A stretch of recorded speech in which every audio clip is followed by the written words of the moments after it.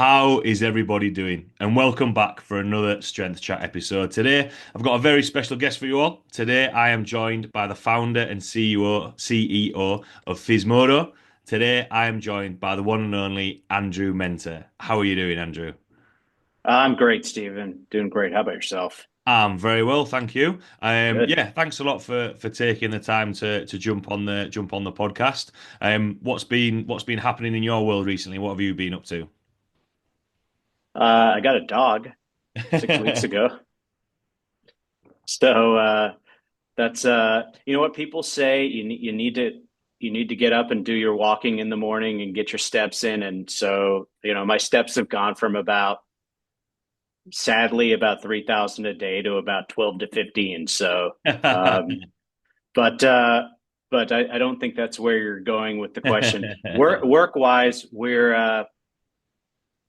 Uh, we have some sprints going on and are really trying to get a next release out, by mid January, and just a lot of cool features. We've had tons of feedback on things people like, things people would like to see improved, and yeah, we're just not really that happy that Christmas and New Year's falls in the middle of the week. That it's hard enough as it is for productivity, but we'll do the best we can.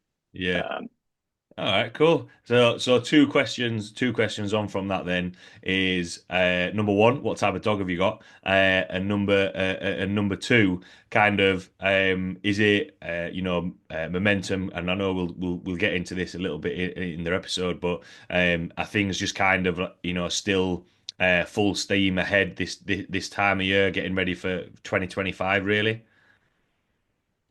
yeah, the important one first. He's probably half shepherd, half mastiff. He was at the rescue site for 14 months, which is crazy. Wow. And yeah, he's 4 years old, and so apparently people don't like to adopt older dogs that are 90 pounds. So,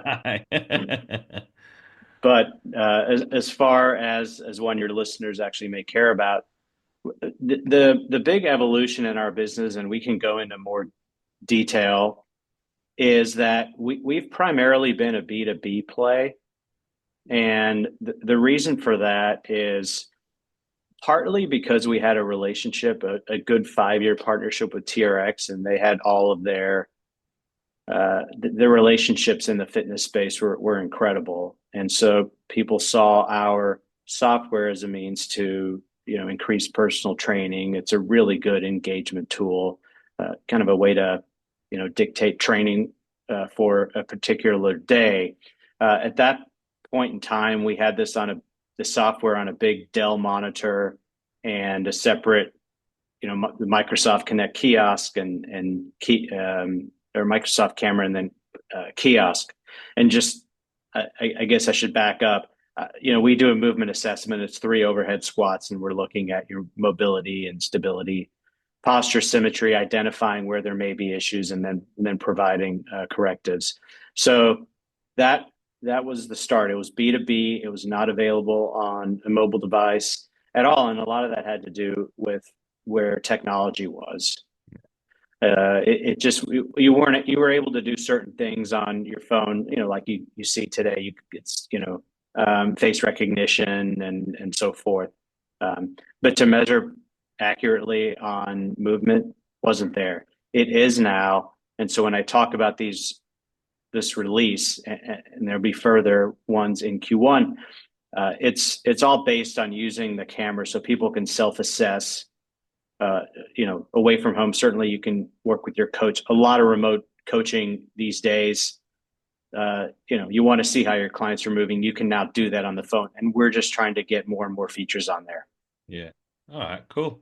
And with that kind of I know you've touched on a couple of things that we'll chat about there, but in terms of how Physmodo came about, kind of your background and kind of um interest, passion, if you like, to create this. What's kind of your background up until this point for everyone listening? Yeah, I've played a mix of sports that don't really doesn't really make sense. I played college tennis at Brown, which was really cold in Providence, coming from Texas. But so be it.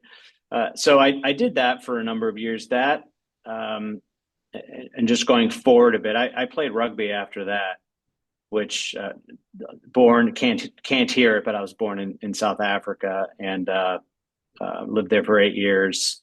Big rugby family. My uncle played for the Springboks, which may not endear me to you, but We'll nonetheless, bypass that. yeah. Sorry, we'll delete that. So the interesting thing is I was way more injured from tennis than rugby. Rugby was the usual stuff that can, a couple concussions and broken noses, stuff like that. But tennis was really hard on my body. And I think just banging on the hard courts is it takes its toll. I had to miss a big tournament once, just wasn't healthy, and that shouldn't happen at 16 years old. And so, moving on to uh, uh, Ironman stuff after that, that's terrible for your body. Um, there's a lot of reasons I did that. Onto CrossFit, which, you're a strength guy. I'm not good enough in my movements to do any of those for time. Um, so I got more injured there, and now more into the martial arts world. So, Cool. uh, with all those sports, my injuries they piled up. Musculoskeletal injuries, forget the other ones, and it was left Achilles rupture, full rupture, slap tear. Then I ruptured my bicep just doing a strict pull up, which Right. oddly, not oddly, I guess it's medicine. It fixed my slap tear, which so because there's nothing pulling on it anymore. A couple torn meniscuses, starting on the left side. Everything was on the left side, and so the number one cause of injury being previous injury, and number two being asymmetry. There was something to look at. The first movement assessment I did was in 2014. It was awesome, and it was more binary. Can you move this way or move that way? But I thought it was really cool, and it just took a long time, and I didn't see myself as, and I never did a second one, Yeah. and so that's not terribly helpful. Things change from day to day. Imagine getting your HRV once a month. Not helpful. We get it every day with the wearable. So the not really the short of it, because it's been long already, but the medium of it is that I just wanted to create something similar on the movement assessment side that can be done quickly, and so that we can get high throughput and repeatability and not worry about the variables from day to day to really see what your baseline movement is. Yeah. So with that then, because and why I always like to ask that question about the background in terms of what there's always a reason as to why things come around, and ultimately from your injuries, creating Physmodo then helps other people can pick up on those things. How did it work with in terms of getting the information in terms of working with physios or trainers, or how did it kind of come to life, if you like, trying to merge the technology with the kind of the practical side of things, if you like, if that makes sense. Yeah, for sure. We were, again, very, very fortunate to partner with TRX. As someone who'd had a business in my 30s and completely screwed it up and got my ass kicked, I've learned that you have to, the two main important things, I think, you got to execute, and you need a little bit of luck along the way. And I was 0 for 2 on those with my first one. The third piece is you got to have a passion for what you're doing, and fortunately, I I do for this. But we were able to partner with TRX, and I think the only reason we were able to do that, and this was December 2016 is because I'd run Trigger Point for a while and was able and was able to meet a lot of the principals from TRX. Yeah. But I don't think we were the only ones trying to partner with them. Yeah. And so the first day we go in there and we had meetings all day, starting with the education team, then the sales team, then the executive team. And during that time, we were connected with a gentleman named Chris Frankel, who I mean, on the data, sports science, I mean, the guy knows everything, and his relationships are unbelievable. His knowledge is unbelievable. He's now actually at Beaverfit, does a lot of work with the military, and I keep saying the word fortunate because specifically meeting him was unbelievable. He effectively served as our product manager, and he had the contacts in the field, whether it's on the gym side, the military side, and we weren't going to people and saying, "Hey, this thing called movement's super important. What do you think?"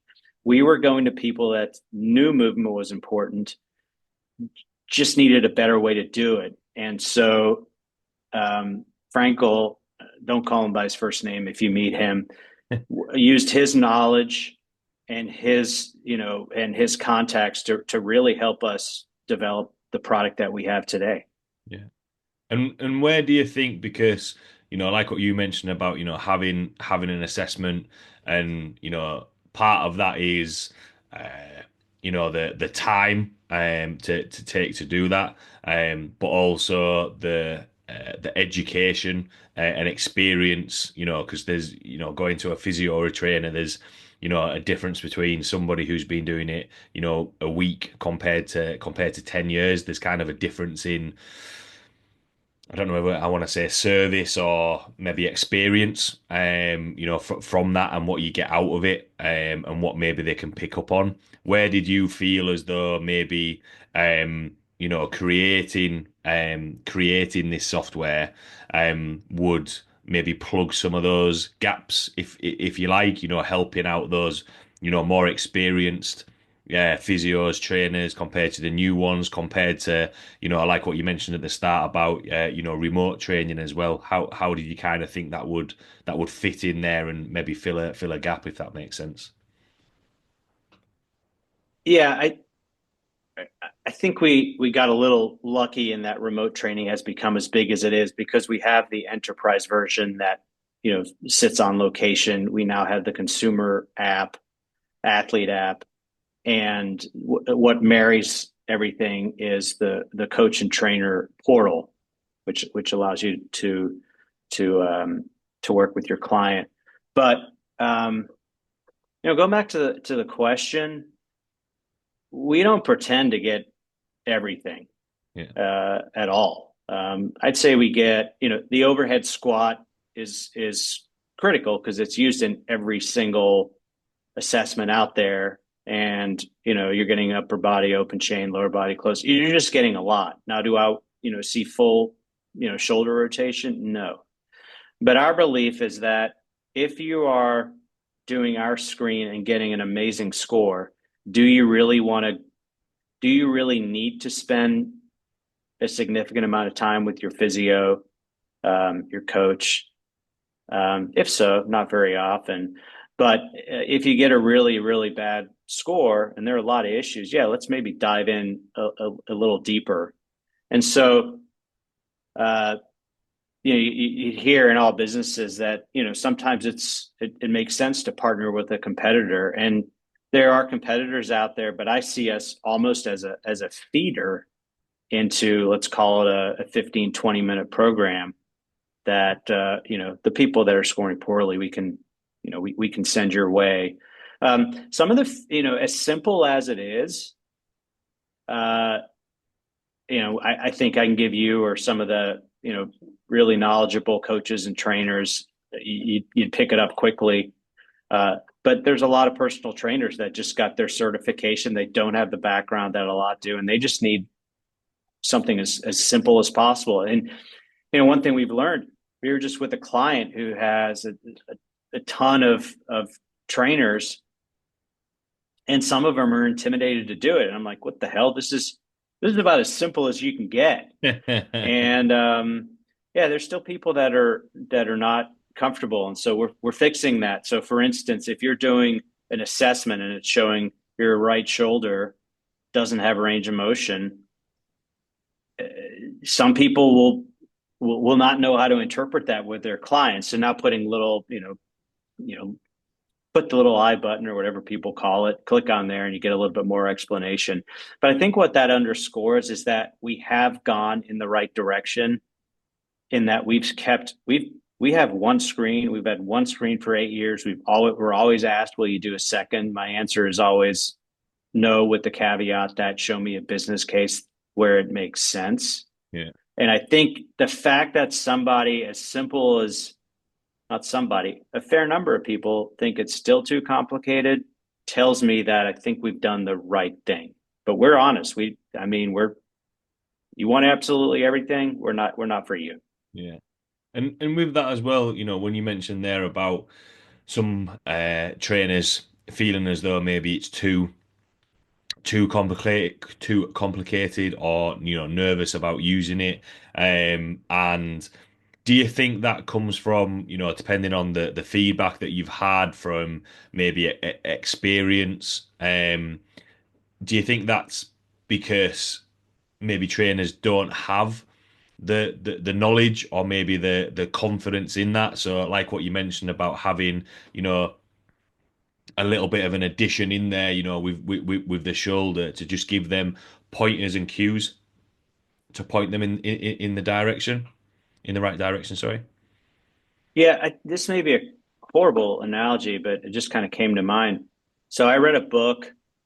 Uh, I think it's called How Not to Die, and it was by this doctor who, for his life experience, decided he had to go to medical school, and he felt nutrition was really really important, and he went to Tufts because that school had the most amount of nutrition training, but it was only 4%, um, which to me is nuts.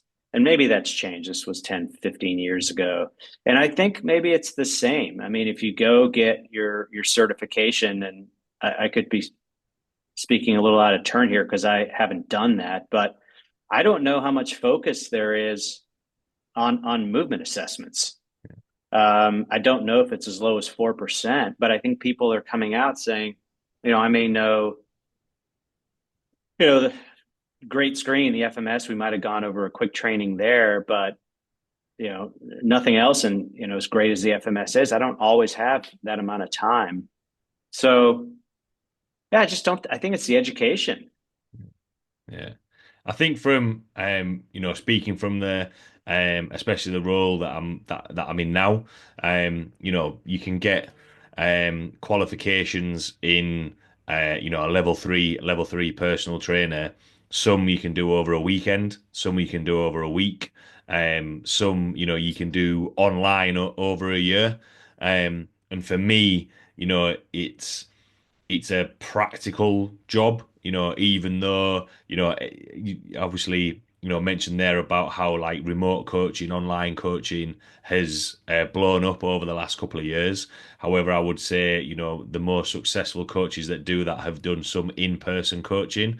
And that's why I asked about, knowledge and experience to try and help people out from there, because it isn't something that is um, it isn't something that is covered as much, in my opinion, that it should be. And that's why I found it was, a good point that you mentioned about, if it is too complicated, because there isn't the education at the start, then these things are gonna feel a little bit more complicated.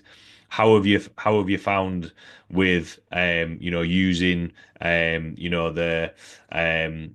the the software now, rather than being like in one place with remote coaching? And how has the feedback been from coaches and physios using that with clients to impact their programming? Uh, Well, one thing, I think those that actually look at the LMS that we provide tend to not have a problem. And we've tried to make it as a learning management system, our digital education for those that may not know.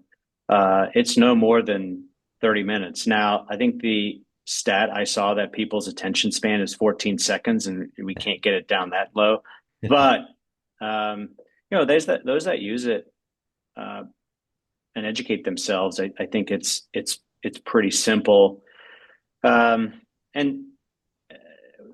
but besides putting somebody through an assessment, I think the second piece, which we have some solution for, is the stealing Chris Frankel again, is the now what so what.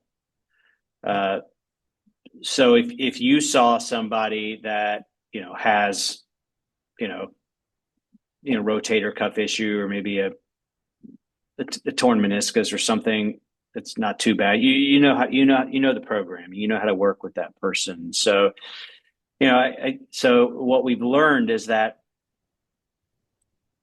even if we can help the coach, physio, whomever understand how to take somebody through a screen, we've got to make sure that they know what to do about it. And a lot do. Now we've had to try and make sure that we're not dictating exactly how you have to train somebody, because that's not our expertise. It's your Yeah. expertise.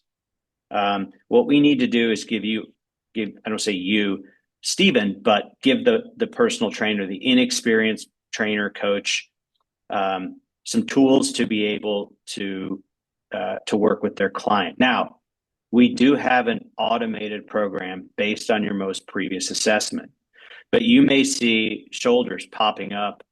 It's consistently an issue. I always have both my shoulders and my left ankle light up. So if I'm working with somebody, they can see that we have shoulder programming, we have ankle programming. Now, you as the advanced coach, you could use that too, but you may not agree with our shoulder and ankle programming or whatever it may be. And so you have a customized list of corrective exercise videos where you can do your own. So you're just trying to really provide a solution for people at whatever their level is, or profession. Yeah. And do you think from there, and this might be a little bit of a tangent, but one of the things is being, and you've mentioned there about the injuries that you've had. Sometimes people have previous injuries and then either have which causes repeat injuries, or they are aware of something, a niggle that then turns into something a little bit more serious. Can you see this helping, maybe not prevent injuries, but kind of give people like an oversight of, some things that they need to work on, like what you mentioned about like the shoulder and the ankle, and then, trying to think about, right, okay, how can, maybe their current program be adjusted, changed, to make sure that, things are covered later down the line to potentially prevent injuries, if that makes sense. Yeah, and we've been very careful not to say that we can prevent injuries, not to say that we can't. But I remember seeing, it's a company, I won't mention the name. I don't think they're even here anymore. And on their website, it said they prevent 94% of injuries. Right. And I'm like, that is such bullshit. There's no way. If you do, you'd be $1 billion company, because the hundreds of millions of dollars of lost salary across all these professional leagues. Yeah, you get paid a lot. So now it's not to say you can't. So as you would know better, certainly than I, but my understanding is, um, and this is more if you look at the employer market, where or any place really where people are sitting down all day and have back issues. So um, if you don't have good hip mobility, which we measure, or core strength or hamstring or whatever, you're probably going to have a back issue at some point, because your back is doing too much. So I think in that respect, your hip may light up and you're like, hey, my hip's fine. Everything's good. My mobility's reasonable. let us work on that. But for those that have, real injuries or what you may have, yeah, there's a target area to work on.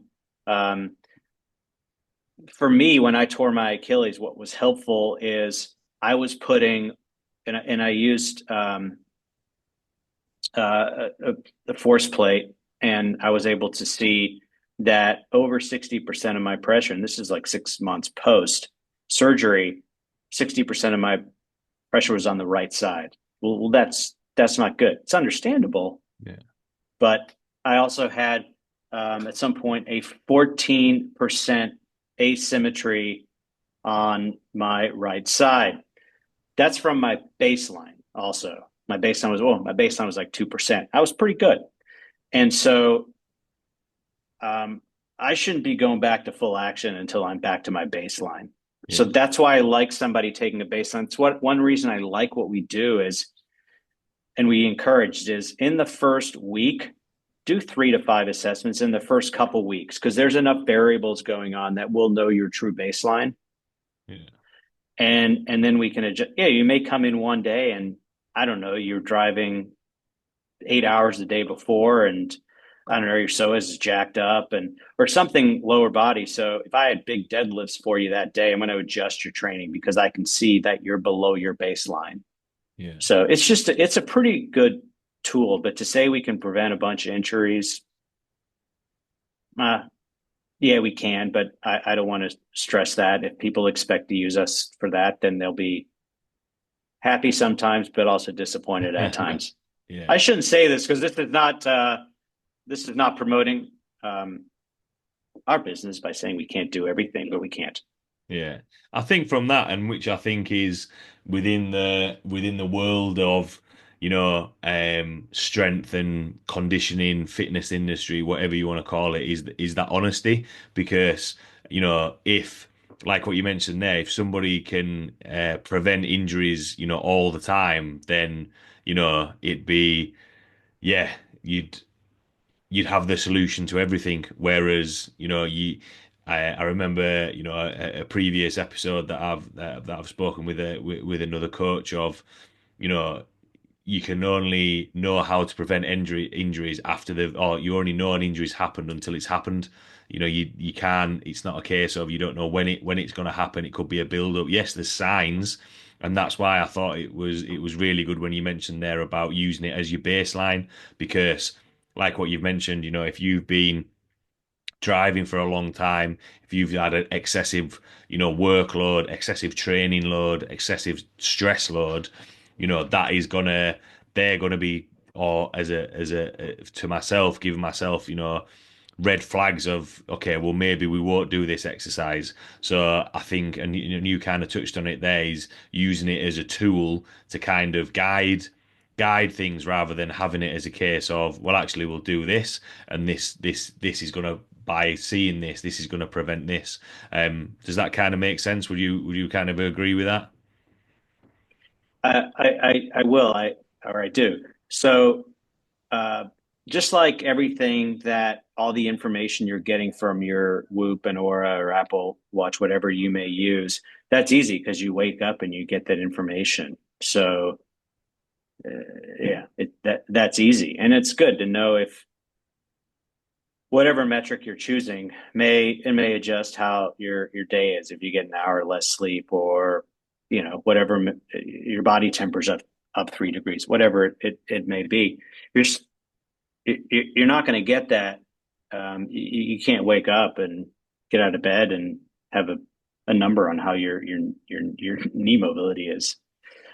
So I think the feedback we've been getting and the usage that we get suggests that people really like it. So people are encouraged because they want to beat their scores, they want to beat their friends, and so we're trying to provide a product that's going to create um, repetitive usage. Sometimes, and this even happens today. Sometimes when people think about clients think about how they want if they want to charge their clients, and they may very few do, but uh, they think about, well, let's do it on a per screen basis.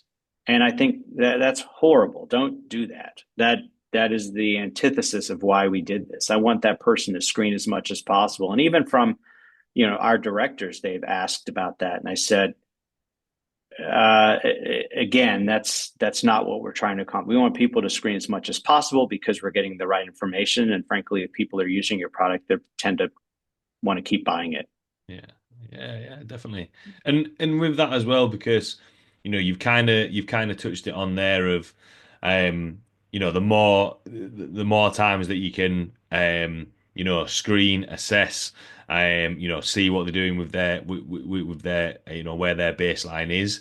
You've mentioned there in terms of their scores, wanting to improve, wanting to beat the friends, which then kind of adds in a different element to assessments, which maybe hasn't been there. I think sometimes with assessments, in some cases, it can be very clinical, and it's kind of like behind a clipboard, and you don't really know what's going on. It's just like maybe people going, "Ooh, I'm not sure about that," or how can that be improved? How does what was your thought process kind behind the scoring and giving that result at the end, just so for everyone listening, they've just got an understanding of how the scoring system is and how that works in terms of a result. Yeah. So uh, I don't love the way scoring is right now. Staying on the theme of honesty, but the way we do it today is we just have a database of thousands and thousands of screens, and we're just doing really a modified Z scoring, really just norm based scoring.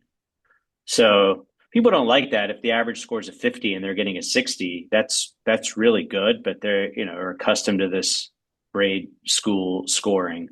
Um, so I don't love that part, and I don't think and this has changed. This is coming out in the next version that I heard I think it was Sam over at Proteus was talking about their users ranging from 8 to 98, I think, and good for that 98-year old. Uh, yeah, I think to give that, the 8-year old doing our assessment versus the 98-year old, they shouldn't be compared Yeah. to each other. And so now we're just very close to, introducing the, you know, s- simple as male, female, age group, sport, whatever it may be. But yeah, that's how we came to it. I think it was a good start. We also wanted to gather as much data as possible, and we're now in a position where we can take all these categories, and our dev guys can do whatever they do to create that tool where you can get your global score compared to everybody, but you can dig down and compete against your offensive lineman buddy. Yeah. So and because it's super interesting, we have a contract with the military, and um, the fastest, strongest, and the movement is the worst. Mm. It's just super interesting. The data we're getting, and now I'm going way off topic on your question, but um, it's the data's become interesting because we can see what programs are more effective than others, and we're seeing correlations that make total sense. So we're seeing somebody, people always want to get as much squat depth as possible, and they're like, oh, that's going to improve my score, and it doesn't, because what's typically happening is somebody that gets more squat depth, and they're going below their comfort zone to do that. So what's happening is they're leaning forward a ton, and the reason they're doing that typically is because of dorsiflexion issues. And as you know, that's where it all starts. So the ability to see, okay, your ankle flexibility is improving. So now you can achieve that same squat depth without leaning forward 45 degrees. This may be obvious, like from a physio standpoint, or someone with that knowledge, but I think it is interesting, and you can demonstrate to a lot of clients, um, yeah, you know what, you can fix a lot of this other stuff by fixing those, you know, those ankles. And I guess going back to your question, I think the last piece of it is that we have feedback that it's been more helpful for coaches and trainers and physios because now their clients are seeing a technology that's telling them something versus the coach. They may not believe it entirely, but it helps the coach validate what the coach already may know. Yeah, definitely. And that's kind of your point there of what the data is saying. So from that kind of two things that were going through my head is that um yeah, the first would be, you've mentioned there over the last few years of, getting information, lots of, assessments done. Is that kind of steering how, the direction that you go and the adjustments that you make, and kind of um responding to the data and the information it's saying to try and refine it as a product, if you like. And have you found that, by the second part would be, and have you found that you get maybe more buy-in from, the physios or the trainers, or, even just the general population using this, because, from what they can see or feel, there's actually like a result. There's actually data there to, like what you just mentioned, to not justify but back up what they're seeing as well. I know there was kind of two parts there, if that kind of makes sense. Yeah, you lost me, but I'll do my best here. Yeah. Sorry. My attention span is 14 seconds as well. So when you go over that, then I should be taking notes on what the questions are. So I think I've gone over the benefits of having a single movement as a screen, and yeah, the simplicity, the throughput, easy use, all that. But I think another one is now our focus can be on all the data we're getting from it. Yeah, we're adding, additional features such as comparing your scores against your, whatever midfielders, or I'm trying to bring it into the, your hemisphere sports now. Um, um, but yeah, from those insight, kind of touched on this earlier. As coaches, everyone's different. It's like I love in nutrition where somebody says, "Oh, eat this or do this or do the supplements." Like, how the hell do you know? We all respond differently, and it's the same. It's the same with our bodies. So, but we do see what programs are helping, which is good. It also helps the coach because or physio in a lot of cases in between appointments they give you, um, you know forget us. What's historically happened is like here's a piece of paper, go do all these exercises, and now more so, hey, here's some YouTube links to go do something. And if you're doing these every single day as I prescribe them, me the physio, and you come back and you're scoring the same, well, I don't think you've been that compliant. So it does bring this bit of accountability to you know to the client. On the other hand, if the client genuinely is doing every single thing that the physio recommends and the scores are not improving, well, that's great feedback too. Yeah. It's, like I said, there's not only, for me, like doing some banded work really helps with my shoulder. But if I'm coming back and saying, hey, Stephen, this is not, my score is not improving for this, there are other ways to work on that. Mm. So it's accountability from the client side. It's great information for you on the coach's physio side. And then again, we're just getting more and more data, and ultimately, this is going to be it is today to some degree an AI tool because we are giving you a corrective program based on your assessment, but it's that's just a small part of the AI. There's a lot more to come. Yeah. And with that, we've touched on quite a few, different parts there. But how can you kind of see Physmodo growing, and not just in terms of as a product, but its influence on coaches, trainers, physios, to you mentioned a couple of times of like repeat uses, repeat assessments, to check in on that accountability, see if their programs are working, see if people are progressing. How do you kind of see the future, if you like? Because I know you've touched on a couple of things at the start of changes and updates happening. Yeah, several things. Just even using a couple clients, you know, that we work with a hospital that does athletic training outreach for probably 20 plus thousand youth athletes.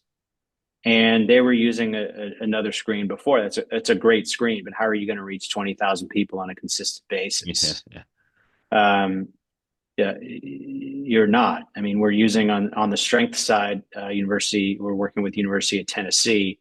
It's pretty simple for them. They're able to put the the screen on the wall, and athletes go in there once a week, do it by themselves, and the coaches get you know all the information. But that's not your question. Where do we see it going forward? Here's what I ultimately want to see. Um, and pardon those that have listened to other podcasts for me repeating this story, but been on different ones than your audience. So I went for a hike uh, in Tucson, about a 3 hour hike, um, and it was hot. Great hike.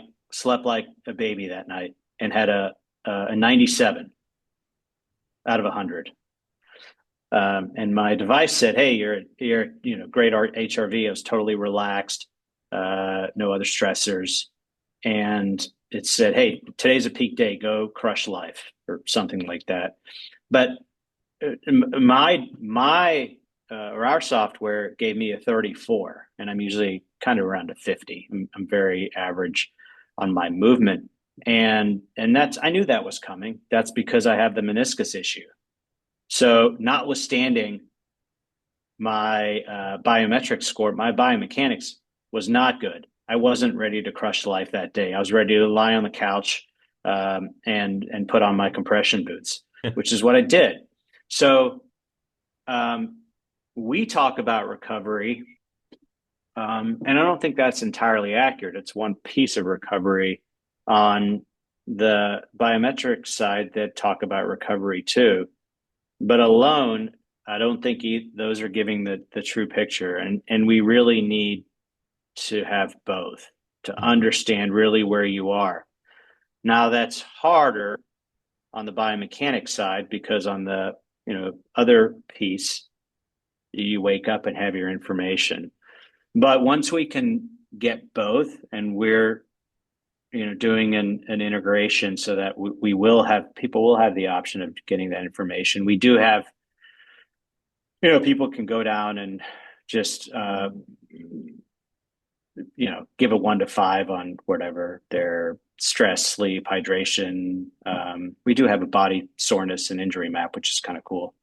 Um, but I think getting all that information and just doing the looking at the data on true recovery, um, that's where I want to see this going, and that's great for everybody in the industry, consumer, and I think a lot of these wearables.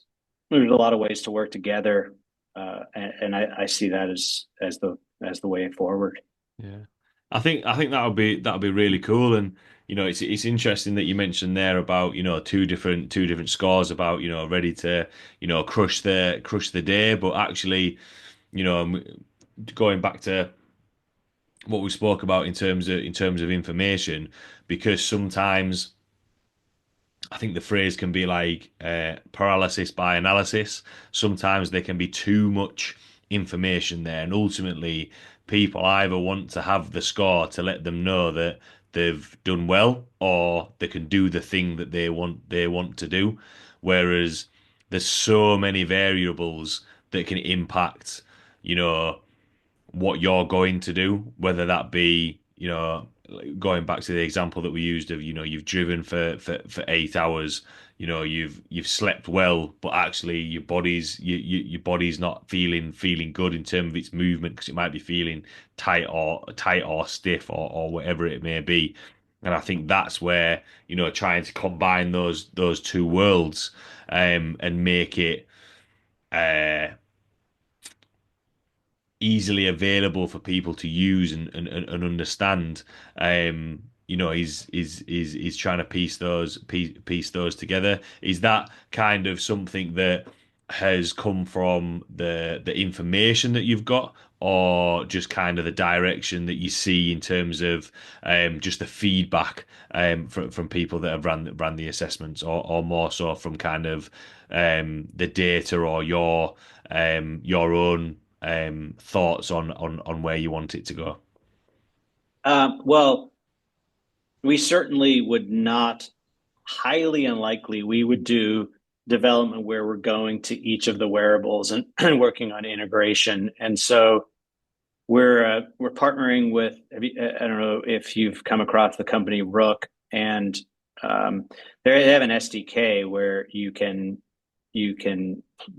where they have relationships with all the companies, so we can plug that in.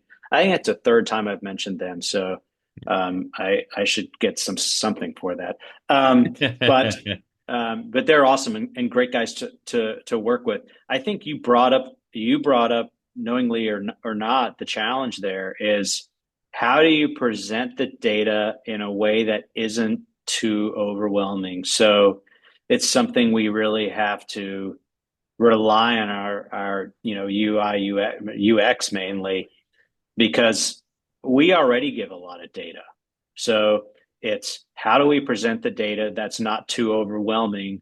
And then the big thing, going back to the now what, so what? So I got a 97 on my wearable and a 34 on my Physmodo score. Who the hell cares? What am I supposed to do about that? That's the challenge. I don't have the answer to that. I just know that you can't possibly know your readiness without knowing how you're moving. Yeah, yeah, absolutely.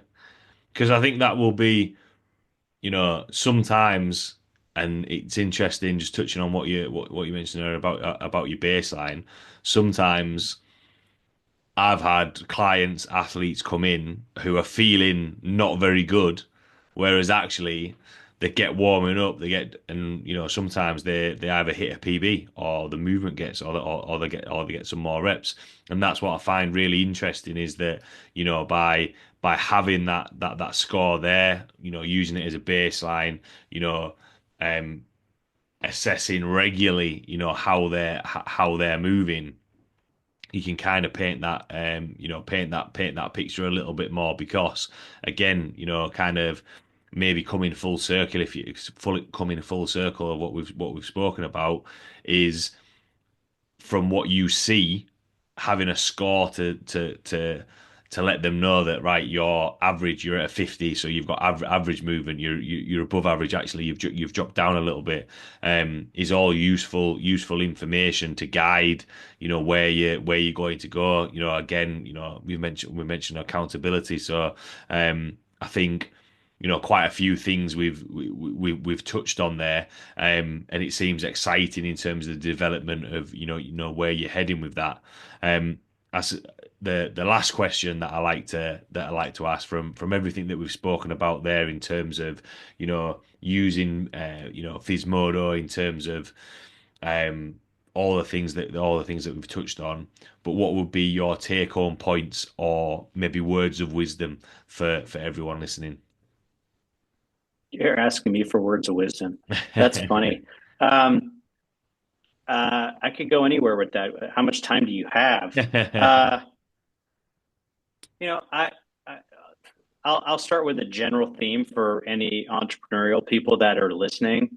I mentioned earlier that previously I'd done something that I didn't have a whole lot of passion for. I also knew probably I had a good feeling a couple of years in it was going to be really difficult. So if you're doing something that um, is probably going to fail, it's okay to quit and move on with life and not spend 9 years like I did to wait for the inevitable outcome of getting crushed. So I say that as a general theme, and but I think this is the third and I guess final time since our final question that I'm going to steal from Chris Frankel. But two things: movement is a vital sign. Think of it that way, because it is. I mean, just look at longevity. Look at people that the numbers are nuts. If people that are breaking their hips after, I don't know, 65 or 70, the number of people that are dead within a very, very short amount of time. It's why I got my mom now at age 73. She just started strength training and she's gotten stronger in the last year. So that's great. So she's getting stronger, but move, because it is an important part for your longevity. And then my mom can track her strength. There are metrics, and same with us. And again from Frankel, because his was movement is a vital sign. Is you can't manage movement if you can't measure it. Yeah. So I don't care if you have 15 minutes every single time to work with your athletes and clients. Do that instead. I don't care. Don't use ours. Use theirs. But if you don't have all the time, please measure consistently. Because how the hell are you going to manage movement if you're not measuring it? And you need to measure it consistently. Yeah, I think that's a great kind of take home point. I think everything that we've touched on there is if you're going to do an assessment, you need to be able to track it. You mentioned a couple of times about repeating it because much like we mentioned about like HRV. We mentioned about I think you maybe mentioned about a whoop, like a whoop score. All these things are information that we have. Thinking about how we maybe feel, but it's our bodies that are gonna make us get us to the gym or do things. And the I can't remember who I heard this off, but movement is one of those things you either use it or lose it.